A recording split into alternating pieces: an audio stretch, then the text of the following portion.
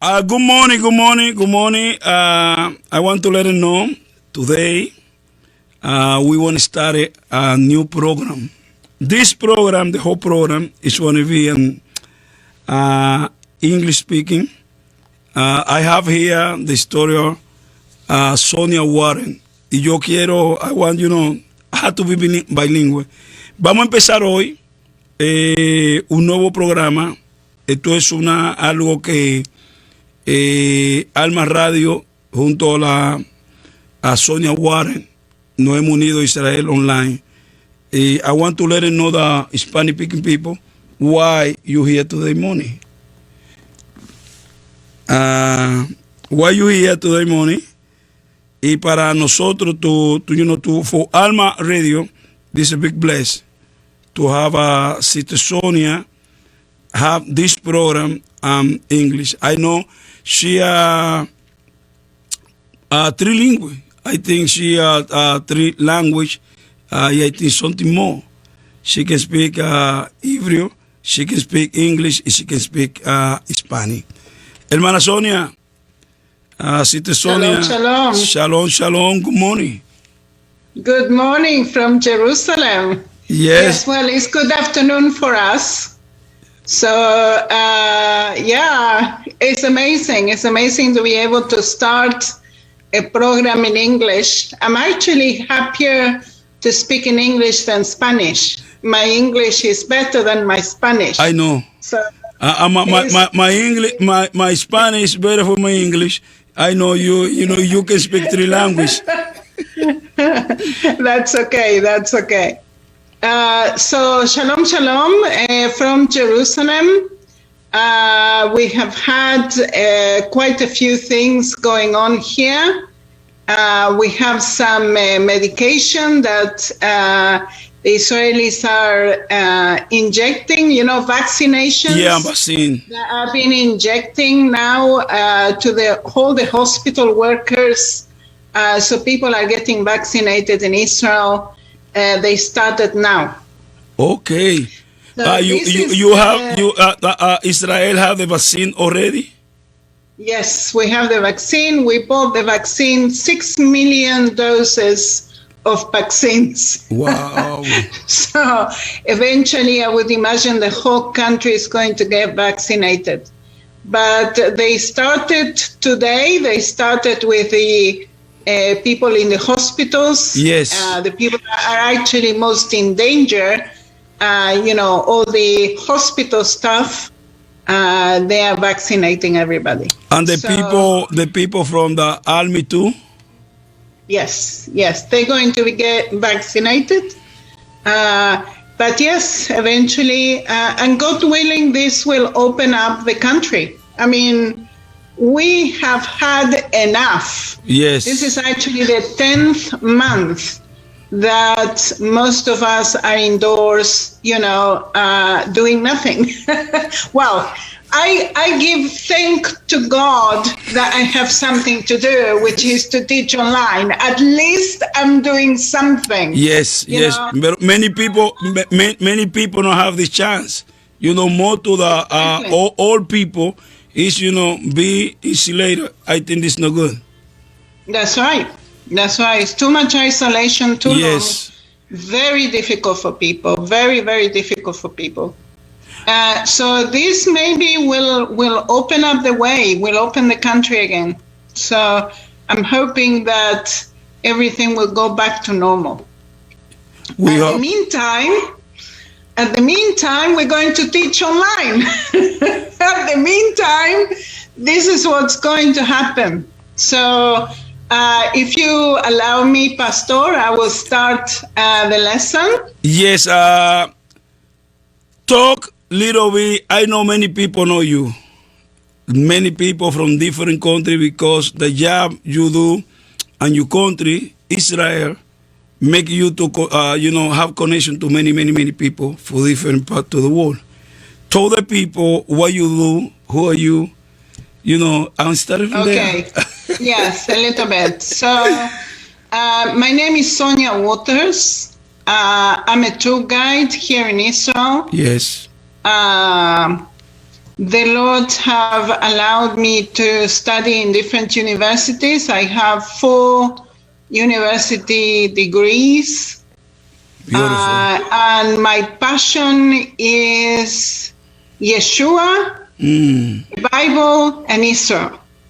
Yes. So this is actually what I'm doing. I'm spreading the truth about Israel. That's what I'm hoping to do, because there's a lot of misinformation in the media across the world regarding Israel, and I'm very interested in knowing, in understanding the Bible in a Jewish Messianic context. I am a Messianic Jewess. That means a Jew who believes in Yeshua. Yes. Yeah? So their understanding of Scripture is different, because we have thousands of years of interpretation, rabbinical interpretation of the Bible. Of course, some of it is good, some of it is not so good, so we have to be discerning. Whatever goes with the Bible, whatever is good in relation to the Bible, then we accept it. Whatever is not good, whatever actually changes what the Bible says, is not good, so therefore we reject it, yeah? So we have to be very discerning in what we accept and what we don't accept. But nevertheless, the interpretation of the Bible in a Jewish context, with a Jewish culture, with a Jewish language is different. Different, yes. Very different to what is being taught around the world. So this is really what I'm bringing. We want to speak today about ownership. About ownership, who own the land, who the real owner to the land. Before we go to the ownership for the land, Israel land, I want to, you can talk to the people how you coming from Jewish tradition, father, mother, how you coming to be Jewish believing on the Messiah. How? Okay. So what happened is, I was born here in Israel. I grew up in Argentina. I finished my secondary school when I was 17 years old, and the university would not accept me until I was 18. So I had a gap year before I could enter the university. And during that gap year, I was helping my father in his shop. And during that gap year, a believer in Christ. Your father live in Argentina at this time? Yes. Okay. Yes. So we were in Argentina at the time. Yes. And a believer would come and tell me about the Bible, tell me stories about the Bible. And at the time, I knew nothing. Because, my family was a Jewish family, but secular, totally secular. Yes. They didn't know the Bible themselves. So he couldn't believe it. He said to me, how can it be? You're Jewish. This is a Jewish book written by Jews. Wow. And you don't know the Bible. He was, it was shameful to him. Yes. I didn't know anything. Wow. So what he did was, he knew that I didn't have any money with me. So he actually gave me my first Bible in Spanish. And I started reading it. I read it from Genesis to Revelation in one go. In 3 months, I actually read the whole Bible. I didn't know that as a good Jewish girl, I shouldn't be reading the New Testament. But I read a lot, okay? And then I asked Yeshua, I asked God, I said, tell me, I don't know if you exist. This is what I said to God. Yes. I don't know if you exist and if Yeshua is your son. If that is the case, then show me. Yes. Wow. Because I haven't got the faintest idea whether this is true or not. Yeah. And I read in the Bible that God requires of me to keep the Sabbath holy. Yes. The Shabbat. Yes. Saturday, yeah. It starts Friday evening to Saturday in the evening. And the Lord, so I started guarding the Shabbat, yeah, after I started cooking on Friday for Shabbat. I said to my father, I'm not going to go to the shop anymore on Shabbat because I want to rest on Shabbat. And my family from that moment on became insane. They hated the fact that I was keeping Shabbat. And I mean, this is a Jewish family being upset with their daughter because she keeps Shabbat. I mean, this is crazy, right? Wow. Crazy. I mean, this is how secular, how separated from God they are, completely, yeah? And they thought that I was becoming religious. So they went crazy, yeah? They started persecuting me from that moment on, okay?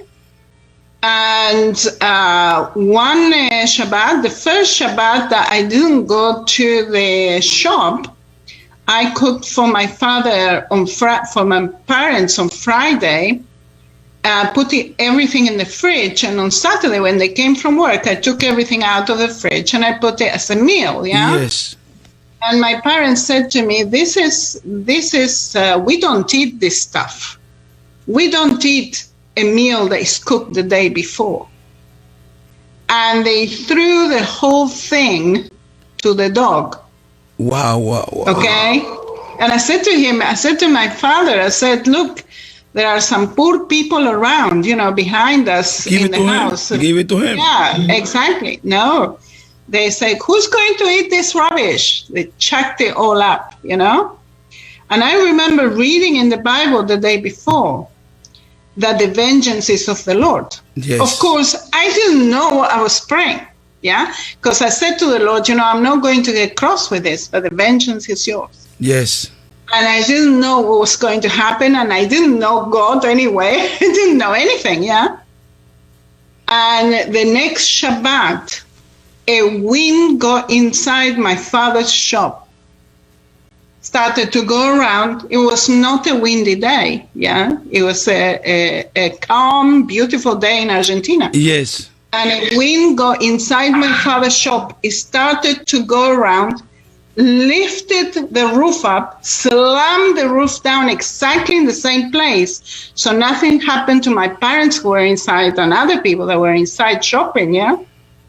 But the roof was broken. Wow. The windows were broken. The doors were broken. My father had to work 48 hours to just close the shop, not to repair it, to close it. He couldn't close that shop. Wow. So imagine this. Yeah? You can imagine what God thought of that, of what they were doing. It's amazing. And I thought, I better don't tell my father what I prayed. And I thought, oh my God, what have I found? What have I touched? Yes. What happened? Yeah, you can imagine what was going on with my head. And what I believe God was actually doing here, he was showing me who he was, really, in powerful ways. And my family actually hardened their hearts against me even more. They became violent. Against you. Against me. Because you believe in and the faith he's supposed to believe in too, to teach you to believe in the Messiah. Yes. Wow. So they went bananas. Yes. They went bananas. I started escaping to the church, okay? And every time I came back from the church, of course they didn't want me to go to church. Yeah. Every time I came back from church, they will get me and they would beat me up, literally. I was black and blue of what they were doing, okay? And let me give you an example. One Shabbat I escaped. I come back home and I thought I better don't go inside the house because they're going to get me. Yes. I went into the patio. It was cold. It was horrible outside. It was drizzling. It was really thick cloud on the top. And I thought I better stay in the drizzle than inside the house, yeah, because I knew that they were going to get me. So my mother came out first, and she started hitting me because I went to church. And then my brother, my big brother, came out and hit me as well. And then my father came from work. I was actually sitting on the floor, on the wet floor outside in the patio. And my father came out and started kicking me on the floor. So I was literally bruised all over, abused terribly, yes. And I was crying on the floor. And I just wished that the sun would come up and warm me up. Wow. And at that moment that I wish that the sun would come up, at that moment, the sun was on top of me. I looked up.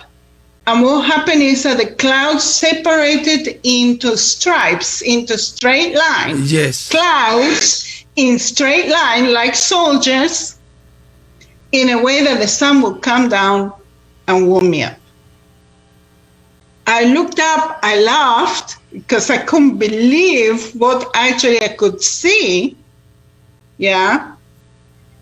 So no matter how violent and how evil and how abusive my parents were, God was showing me that he was in the business and he knew what was happening. And he gave me an incredible strength inside of me, such a strength that sometimes they would beat me up and I would not cry.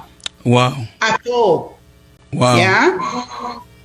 This actually went for 6 months, Pastor, 6 months of this battle. I was telling everybody about this Yeshua, but on the Jewish community, my parents were very embarrassed about me. It was a bit of a disaster with me and my parents. And then you coming to be the black sheep. Yes, I was a black sheep of the family, definitely. Definitely. The crazy one, gone crazy, yeah? Now, the situation got to such an extent that a lawyer in the church said to me, Sonia, what your parents are doing is actually illegal. I would like to take your parents to court and put them in prison. This is what the lawyer said to me, because he could see all the bruises on me, yeah? And then he said, and I'm not going to charge you anything. Free of charge, I'm going to put them in prison, he said to me. But in my heart, I couldn't do that. No. I couldn't bring my parents to prison. No. And I said to the Lord, after 6 months, I said, they're really hitting me. They're really do something. Do something, evil, Jesus. So sort this out. Do something. I said to the Lord, And the Lord gave me a truth in my heart that said, they might be able to hit your body, but nobody can touch your spirit. Wow. Nobody can touch your spirit. Wow. Yeah. Wow. And this is such an amazing truth. Yeah. Inside of you, you can believe whatever you like. They might be able to, horrendous abuse. Yeah, they might torture you. They might do all kinds of things. Yes. But inside of you, they cannot touch you. They cannot decide what you believe and what you don't believe. Wow. Yeah, just amazing. It's amazing how God kept me throughout this time. The more abusive my parents were, the more miracles I was seeing. From God, from Jesus. From God, yeah. is very much similar to what happened in Egypt. God hardens the heart of Pharaoh. Yes. More and more miracles until God actually delivers Israel from Egypt. Yeah. Exactly the same with my parents. More evil they go, more violent they go, more abusive they go, more miracles I was seeing. I could not deny Yeshua in my life. Wow. I could not deny him. Yeah. Let me give you another example. Yes. He said to me, go and pray for somebody in hospital. This guy was dying. He had, according to the doctors, he had 2 hours to live. Okay? Wow. Do you know when a person is dying and they lack air? He was just like that. Yes. Completely locked up, you know. He was lacking air. He was about to die. He had his daughter next to him. And I prayed for him. Wow. In 2 hours, he was sitting on that bed. In 2 days, he was out of hospital, walking out of hospital. And his daughter said to me, look, I know that my father is going to die one day, but the Lord saved him this time. And the daughter, who was a doctor, a medical doctor, she came to faith because of it. Yeah. Wow. So the Lord is amazing. The Lord is amazing. Okay. So eventually, after all this battle, what do my parents decide to do? They decide to send me to Israel. Because, you know, if I go to Israel, this is what they were thinking. If I go to Israel, I'll abandon all this crazy behavior that they thought, you know, this is a teenage, you know, rebellious kind of, that's what they thought, yeah. And go to Israel. They send me to Israel, and thank God, you know, because I was not under their umbrella anymore. And the Lord put me in contact with all the Messianic Jews here in Israel. And of course, the opposite happened, you know, because they really taught me the scriptures in a Messianic Jewish interpretation of it, yeah, for years. So this is it. This is my story. Wow. This is how I came to faith. Yeah. Let your father send you to Israel. You found over there a Messiah church? Yes, a messianic synagogue. Yes. It is very much in a Jewish context what we do in a synagogue, but it's messianic. Yes, believe in Yeshua. Believe in Yeshua. Yes. So we do all the service like you do in a synagogue. We follow the Siddur. We do all the singing of the Psalms, you know, like in the Siddur, in the book of prayer that we have in Hebrew. But all the reading of scripture, we connect it all with Yeshua because it's all connected, you know. You cannot separate the Old Testament from the New Testament. It actually shouldn't say Old Testament and New Testament. It's only one book, you know, with many different. It's only one compendium of books. Yes. With many different, yeah. So it shouldn't say New Testament, Old Testament, but nevertheless, yeah. It is something I know. I have Sister Maria over there. I don't know if Sister Maria Torre. She can do the translator from English to Spanish. That way, the Spanish-speaking people know what we're talking about. We're talking today. Sister Sonia Waters, she historian person, have a 4 degree from different universities. She live in Israel. She believer that Yeshua is the Messiah. We want to start this program every Tuesday in English because she have too much English speaking people want to be blessed about the teaching she give it to bring to Alma Radio. This is why we talk about his history, how she coming to be a Jewish person, believe in Jesus, the Yeshua, the Messiah. Sister Sonia, the Jewish community have the ownership from the for the Bible. I believe you people have the ownership for the Bible. We have the Bible because the Messiah and all the parents from the Jewish community, we go all the way to the Old Testament to the New Testament. You people, you got the ownership from the Bible. Now, you want to talk about something many people don't know the real history about the land, Israel land. Yes. Between Israel and the Palestine people. This program for the Jewish people make more knowledge, but sometimes we can have Jewish people inside the Jewish community maybe not understand, but more to the Latino people, to the Gentile people, he don't know the history about this piece of land. The teacher you want to give to us is you want to talk about history, many year history. Who own? Who have the ownership for the this promised land, Israel? To who God give this land? How Israel buy this land many times, and the history. How Israel coming to this land and the 20th century because the United Nations give the land to Israel.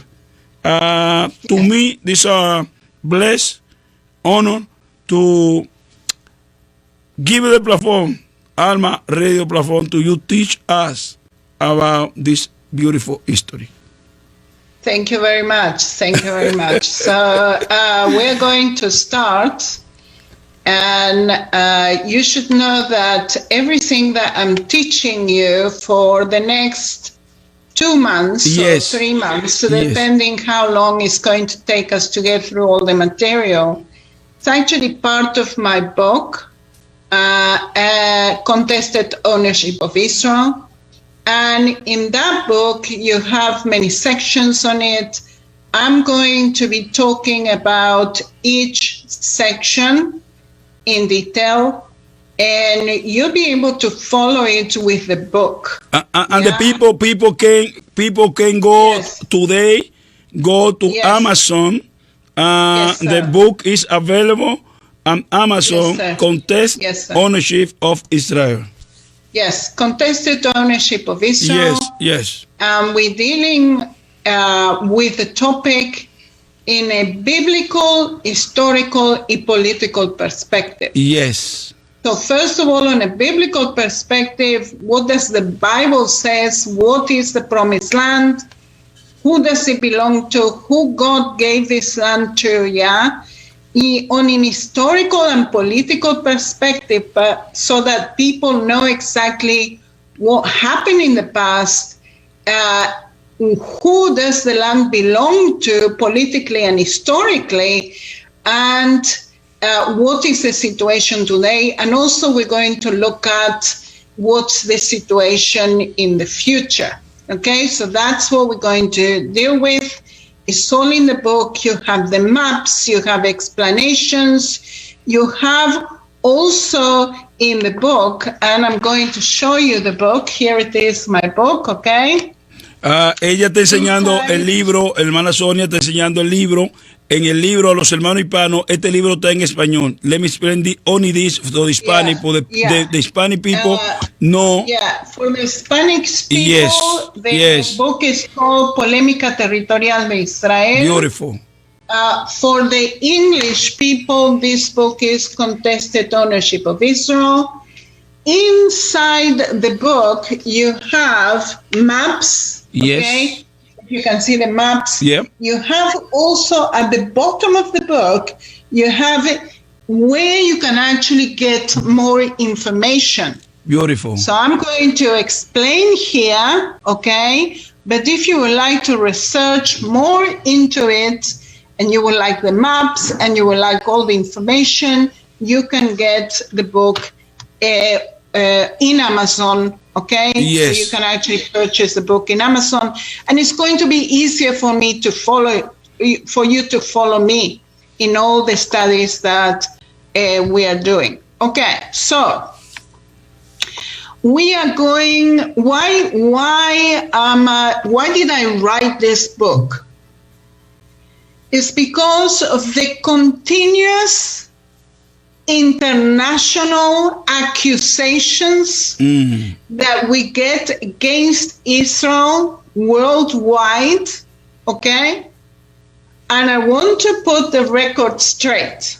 I want to show people that what the media is portraying, what the media is doing, saying regarding Israel is a pack of lies, okay? And I want to show you this, demonstrate to you, okay? Beautiful. Now, the United Nations, to date, they have given 53 resolutions against Israel since its creation in 1945.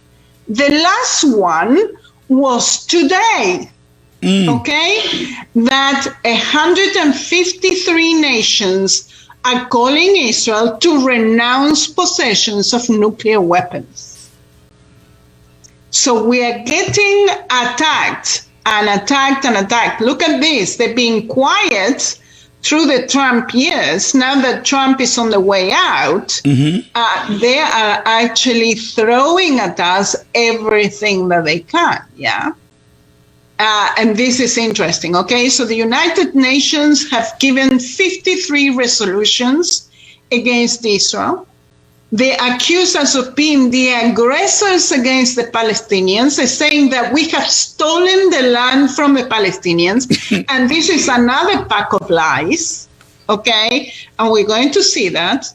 There is a concerted international media campaign to delegitimize the state of Israel.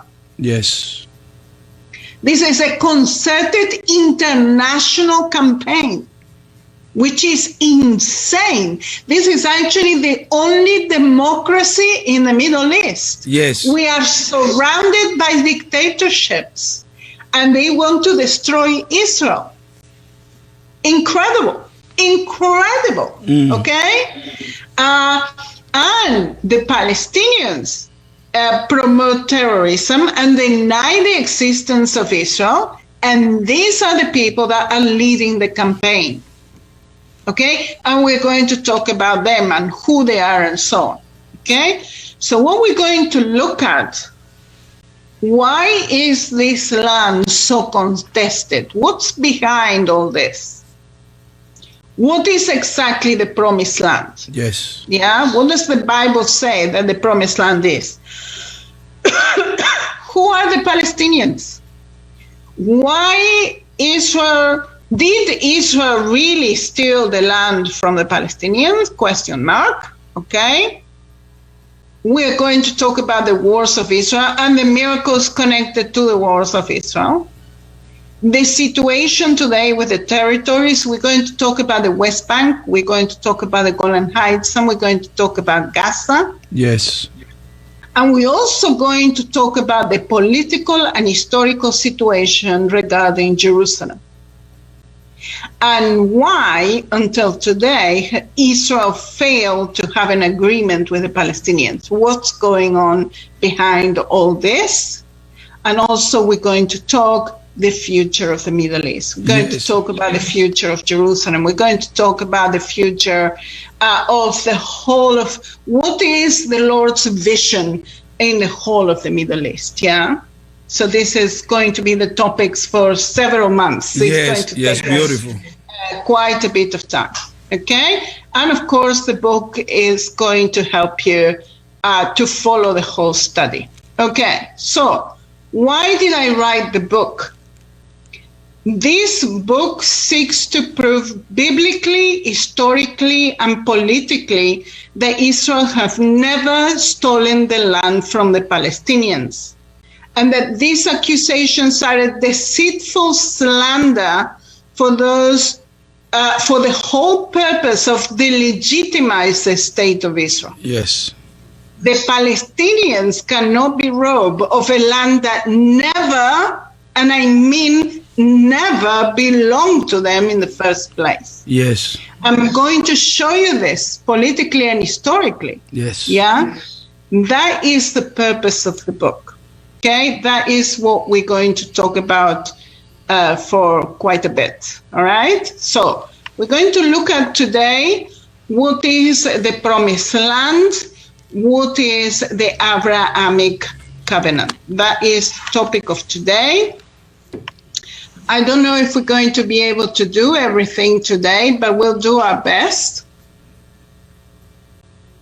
Now, can we say that the covenant, the question, yeah? Can we say that the covenant that God made with Abraham 3,800 years ago is still relevant for today? Yeah? Can we say that? Because, that happened so long ago. Yeah? And I want to show you this covenant, and I want to show you that God, the God of Israel, is a God that keeps covenants for eternity. And whatever he said actually 3,800 years ago still is relevant to today. Okay? And where you're going to find that, you're going to see the covenant, the first covenant that God makes with Abraham. Genesis. In Genesis 12, from verses 1 to 3. Genesis 12, from verses 1 to 3.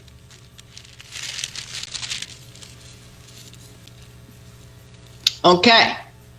Now, what does God say to Abraham? Okay, it said like this. Get out of your country, from your family, and from your father's house to a land that I will show you. Okay? So Abraham had to pack up and leave the land. That was the condition of this covenant. In this covenant, we have a condition. If you do this, I give you I this. will do that. Okay? So, what is a covenant? An agreement. Yeah? Generally, in the ancient world, you have these agreements between man and man. Like, for example, you have a covenant between Abraham and Abimelech, who was a Philistine. Yeah? But in this case, this covenant, this agreement, was made between Abraham and God. Yeah? And the condition of God to Abraham was, you got to get out of your house into a land that I will show you. Okay? And if you do that, I will make you a great nation. Remember that Abraham did exactly that. Yes. Okay? He came to this land, he came to Canaan, okay? And God then applies his blessing upon Abraham. Okay, this is part of the covenant. Yes. And what's the blessing that God is giving Abraham? I will make you a great nation and I will bless you. When God actually says this to Abraham, Abraham does not have any descendant. And here is God saying to him, you're going to be a great nation. Look at this. Yeah? And it's amazing. Yeah? In another part of the Bible, God actually shows him the whole of the skies and all the stars in the skies. Says, can you count the stars in the skies? When he was 99 years old. Yes. And still didn't have his son. Says, can you count the stars in the skies? This is how many your descendants will be.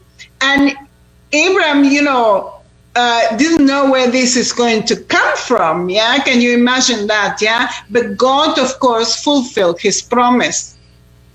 he made a great nations. Nations came out of him, not just one nation, yeah? Many nations. And he says, I will bless you and make your name great. And this is amazing. This is this is actually a promise that was given 3,800 years ago. And even to today, Abraham's name is a blessing. And his name is great. Yes. The Jewish people consider them the father of the Jewish nation. The Muslims consider him the friend of God and their father as well. Yes. And the Christians consider him the father of the faith. Yes. Yeah. So here is his name being great. Even though Abraham died 3,800 years ago, because God said he keeps his promise. His promises are not limited by a lifespan. Yes. When he says something, he says it and he means it. And it's not limited by us. It's not limited by our lifespan. Yeah?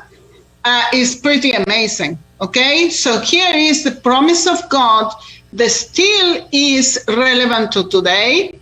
And he says, and you shall be a blessing. You. Okay? And he was a blessing. Took his own time to the people around him. Everybody knew that he was a very important guy. Nobody messed around with him. Yes. Yeah, Abimelech actually gave honor to him as well. Consider him, at the same level as a king, really, in his time. And he is a blessing to the rest of the world, yeah? And I will bless those who bless you and curse those who curse you. This is actually still relevant to today. Today. Yeah, yes. These actually have gone to the descendants of Abraham. And whoever curses the descendants of Abraham will be cursed themselves. Yes. Like, for example, happened with this Venezuelan... Hugo Chavez, who cursed the Jewish people, yeah, and then a year later he was dead. Yes, literally, yeah, and look what's happening with Venezuela. Look at the disaster zone that Venezuela. Yeah, and they're still cursing the Jewish people. They are very connected to the Iranian regime, which is crazy. Anyway. And look what it says to Abraham as well, which is still relevant to today. And in you, all the families of the earth shall be blessed. Yes. In you. Look at this, yeah?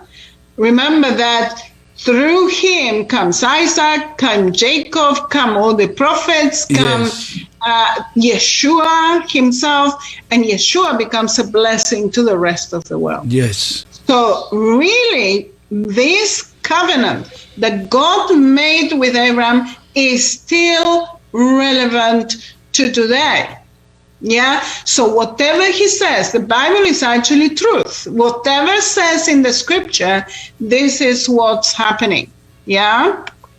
Now, I want to show you what actually Abraham did.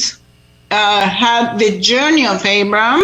So he started actually in Ur of the Chaldeans. Yeah. It was his father when one of the brothers, let me show you this where is it? There it is. Okay. So Terah was actually the father of Abraham. Yes. Okay. Abraham's father had 3 sons, Haran, Nahor, Abraham. When Haran actually dies in Ur of the Chaldeans, Terah decides to move out of Ur of the Chaldeans. So Abraham and his wife Sarah and Terah, Nahor, and other members of the family, they set off to Haran. Mm-hmm. Okay, here is in the north. Okay, today is in Syria. To Haran. There, Haran dies. And then Abram gets out of his family's house, out of his father's house, after his father dies, and goes south. Okay, he's actually following, here he's following the river Euphrates. He's actually following the Via Maris. It's actually a very important route in the ancient world to Haran. And then he goes south, also following the Via Maris to Damascus, and from there to Shechem or Sikhem. Yeah, in Spanish is Sikhem or Shechem. Sikhem, yes. Shechem in English, okay? And there he actually worships God, and he arrives to the land that God is about to promise him, yeah? So Abram obeys God, God bless him, okay?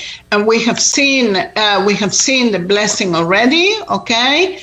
And then God makes another covenant with Abram. We're going to read this covenant again, okay, so that we understand what's going on. When Abram was 99 years old, now for those people that think that their lives is finished because they're old, I have something else to tell you. God actually calls Abram when he was 99 years old. Look at this, okay? He got out of the father's house when he was 75 years old, and now he's 99 years old, and he's still following God, and God's still speaking to him. Yes. Okay? Yes. There is no retirement age with the Lord, by the way. Okay. And then he says, when Abram was 99 years old, the Lord appeared to Abram and said to him, I am the Almighty God, walk before me and be blameless. Wow. What the words. Beautiful. Yes, beautiful. And I will make my covenant between me and you, and I will multiply you exceedingly. The Abram fell on his face, and God talked with him, saying, as for me, behold, my covenant is with you, and you shall be a father of many nations. No longer your name shall be Abram, but your name shall be Abraham. Made you a father of many nations. Yes. Now I want to explain to you what Abram actually means. Okay? Now, Abram, just the word Abram comes from the word in Hebrew, ever. The word ever, you can actually see it here. Okay, can you see ever? Okay, yeah. And what he's saying is, ever is on the other side. Okay, this is what it means. From the other side. From the other side of what? Of the Euphrates River. This is what the name of Abram means. It means that it comes from the other side of the Euphrates River. It's actually giving you where he's from, okay? In Hebrew, is mi ever lenar prat, okay? Now, also we have, in the Bible, is actually playing with words as well, because ever, Abraham, and then is Abba. Abba is father. Yeah, and you can translate it as Abba, father. Abra, father, people, Abraham, yeah, padre, the father of many nations. Many nations, yeah, wow. Yes. Beautiful. So there's also that meaning.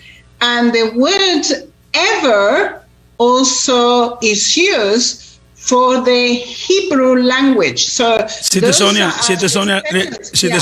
only 1 second.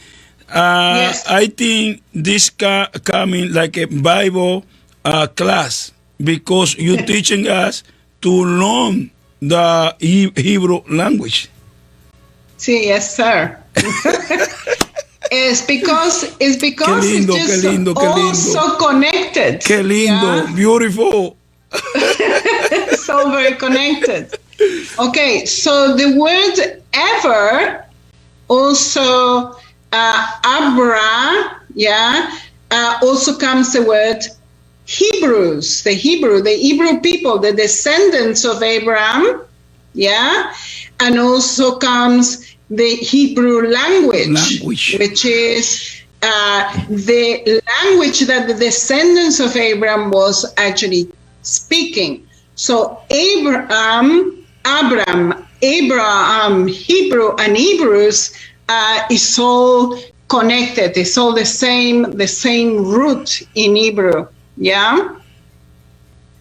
And Hebrew was the language of the descendants of Abraham. Okay, so we're going to continue reading. And the Lord says, I will make you exceedingly fruitful. This is Genesis 17, verse 6. And I will make nations of you, and kings come out of you. And look at this, verse 7.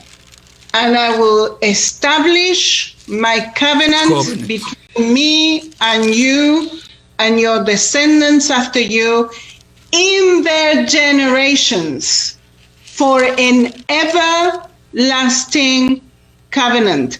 How long is this covenant for? If it says everlasting, how long is this covenant for? No end.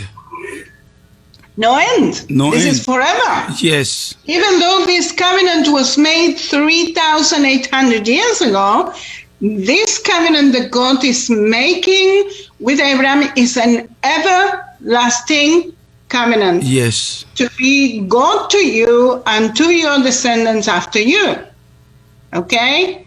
And look at this, verse 8. And also I give to you and your descendants after you the land in which you are a stranger. Wow. All the land of Canaan. Wow. As an everlasting possession. Yes. How long is this? Everlasting. Yes. For forever. This is a signature. This is the contract. This is the covenant. Yes, yes. This land is forever for the descendants of Abraham. Okay, but Abraham have many descendants. We are going to see who are the descendants who get this land of Canaan. Yeah, before you go to the other part, yes. This is very important because I talk to many people that the only nation we have 190 nations on the world. 192 nations is Gentile people. The only nation is different is the Israel nation, Hebrew nation. I talk to the people, either to the church. The only nation in the world have a land, a piece of land, signing by God's hand, and God's word is Israel. Yes, many people here don't know that. It is why the ownership that from this land coming from God, and God is the person make the world. He take the own decision to give this piece of land to his servant Abraham and the descendants, to ever. It is why this teacher, the teacher you give it to us, this is very important because many people from the publicity, the media do to the world, more to the Gentile people, think Israel abused the Palestine. Yeah, I say no. These people never have this land. Israel have this land. He is on this land because the title to this land, God make the earth, give it the title to Abraham and the descendants forever.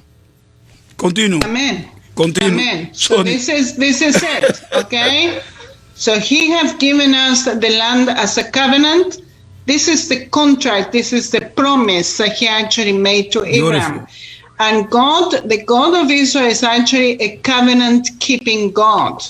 Okay? Now, look at this, and you will see to whom, okay?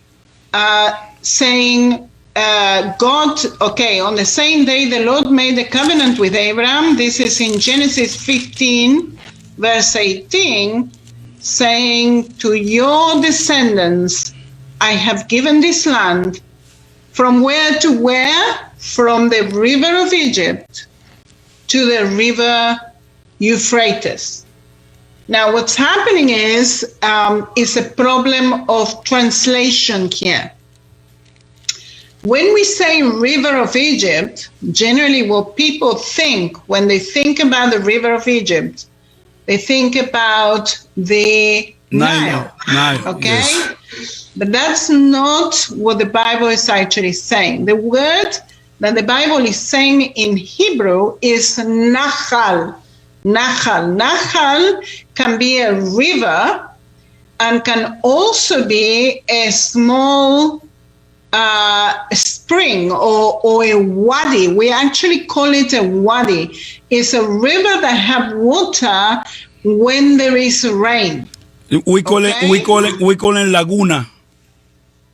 In Spanish, laguna. Okay. Yes.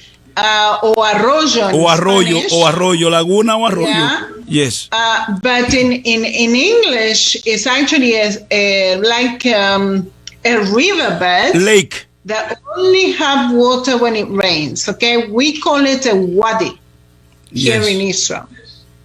Now, you can see the difference because when you actually read what it says, I have given this land from the river of Egypt to the great river, the Euphrates. Yes. Okay? So when he says the great river, it's actually talking about a huge river that is here in the north where is Syria today, and you can actually see my arrow. Yes. Okay? That's the river Euphrates. But when he's talking about the river of Egypt, he's actually talking about the spring, the Wadi of Egypt. And the Wadi of Egypt is here on the south of Gaza. Mm-hmm. Okay, here is Gaza, and here in the south of Gaza is the Wadi of Egypt. Mm-hmm. This is what is actually referring. Now, the promised land that God promised to Abraham, Isaac, and Jacob is 3 times at least bigger than what is today Israel. Yeah. So if we were to put a map of today on top of this land, it will be part of Lebanon, Syria, what is today Jordan, and Israel. You have the map. You have the map, Sister Sonia. Yeah, later on. Yes, no problem. Yeah. But what's happening is that this land that God promised Abraham, Isaac, and Jacob, only 2 times in the history of the Jewish people had all of the land. Okay. First, in the time of David and Solomon, they occupied the whole of the land. Yes. And also in the time of the Maccabees. Okay, the Maccabees also held for about 100 years, they hold all of it, okay? What we have today is only a small section of what the promised land was, okay? Now, to whom is Canaan given? Since Abraham had many descendants, okay? And look what it says in Genesis 17, verse 19. It says, then God said, no, what's happening is Abraham is actually talking about Ishmael. Yeah, because he's saying, God is saying going to have many descendants. At this time, Abraham already have Ishmael. And he's wanting Ishmael to receive this land. Yeah, and God said to him, no Ishmael. Yeah, Sarah, your wife, shall bear a son. Remember that Sarah is already 90 years old here. Yes. Okay? And you shall call his name Isaac. Isaac in Hebrew means Itzhak. Is Itzhak. What's the meaning of Itzhak? He will laugh. Yes. He will laugh. That's the meaning of it. Yeah? And so his name, yeah, I will establish my covenant with him for an everlasting covenant, and with his descendants after him. Wow. Yeah, and we can actually see this. Respondió Dios. Spanish, sorry. Yeah. Okay, so you can actually see this in Psalm 105 when God specifies even more. Yeah, He says, He is the Lord our God. His judgment are all in all the earth. This is 105, Psalm 105, from verses 7 to 11. He is the Lord our God. His judgments are in all the earth. He remembered his covenant forever, the word which he commanded for 1,000 generations. The covenant which he made with Abraham and his oath to Isaac. This is actually passing from Abraham to Isaac. Mm-hmm. And confirm it to Jacob for stature, and to Israel again as an everlasting covenant. And what's this covenant saying? To you I will give the land of Canaan. Yes. As the allotment of your inheritance. So here is God repeating itself again. Yeah, he said it to Abraham, then he said it to Isaac, then he said it to Jacob, yeah, and he passes to the Israelites, yeah, and then he says, to you I will give the land of Canaan. So according to the Bible, mm-hmm. the land of Canaan belongs to Israel, not to the Palestinians, not to the Muslims, not to anybody else apart from Israel. This is the land of Israel, yeah, according to what God says. I'm not inventing this. It's actually in the Bible, okay? Now, what happens with the other sons of Abraham? Now, you probably know about Josephus. Josephus was an historian during the Second Temple period. Very good.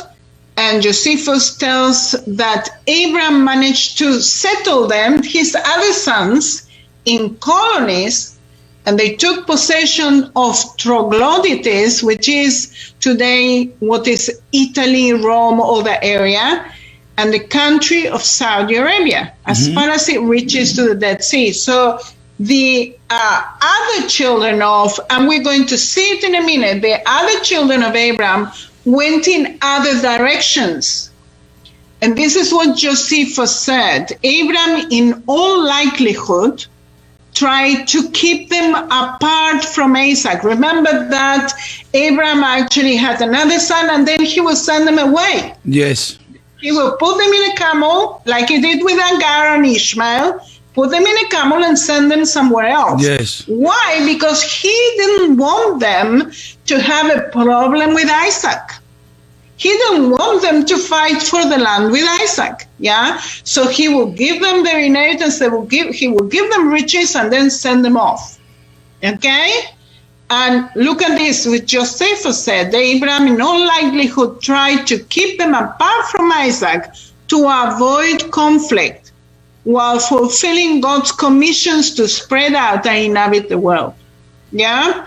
So God not only blesses the children of Israel with the Canaan, he also blesses the children of Ishmael and the children of Keturah. We're going to talk about that. We're going to see that in maps and so on. Pastor? Yeah, it's 8 o'clock. It's 8 o'clock. It's excited. I don't want to finish. It's excited.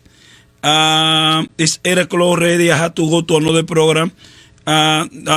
Letting know the people from you every Tuesday. You want to be here 7 to 8 and yes. English speaking language to the English people, to people know, and that way people can be connected with you. Yes. So it's going to be in English every Tuesday at the same time.